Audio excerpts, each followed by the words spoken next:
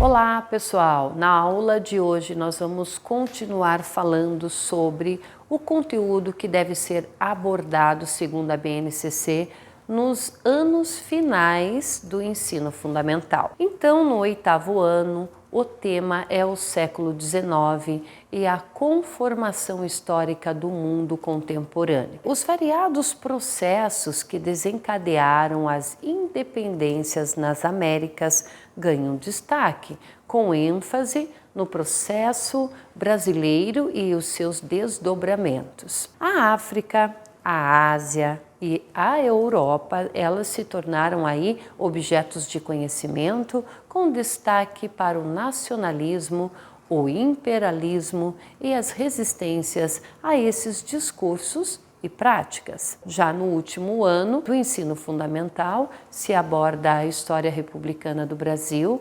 até os tempos atuais, incluindo as mudanças ocorridas após a Constituição de 88 e o protagonismo de diferentes grupos históricos. O estudo dos conflitos mundiais e nacionais da Primeira e da Segunda Guerra, nazismo, fascismo, Guerra da Palestina, colonialismo e Revolução Russa, entre outros, permite uma compreensão de circunstâncias e razões que prediziram a criação da ONU, que, por exemplo, explicam ali a importância do debate sobre os direitos humanos. E do ponto de vista mais geral, a abordagem ela se vincula aos processos europeus, os africanos, asiáticos, latino-americanos dos séculos 20 e 21,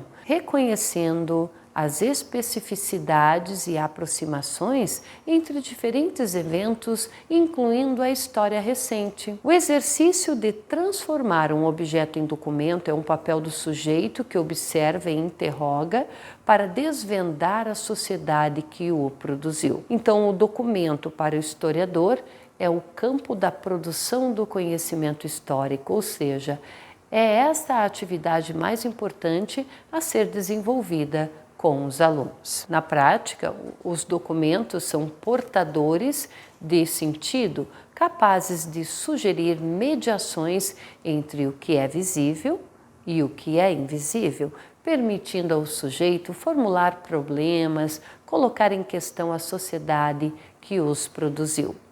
Os procedimentos básicos para o trato com a documentação envolvem a identificação das propriedades do objeto, envolvem a compreensão dos sentidos que a sociedade atribuiu ao objeto e aos seus usos, a utilização e transformação de significado a que o objeto foi exposto ao longo do tempo.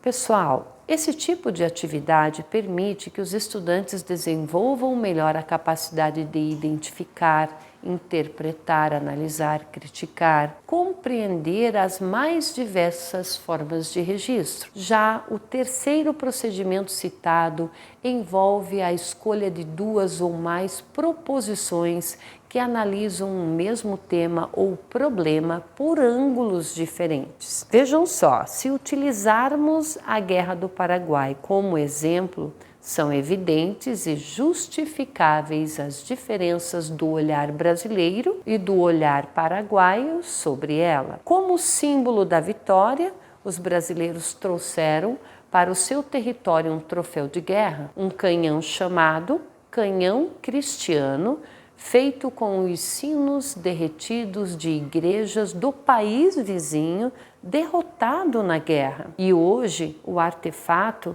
ele integra o acervo do Museu Histórico do Rio de Janeiro.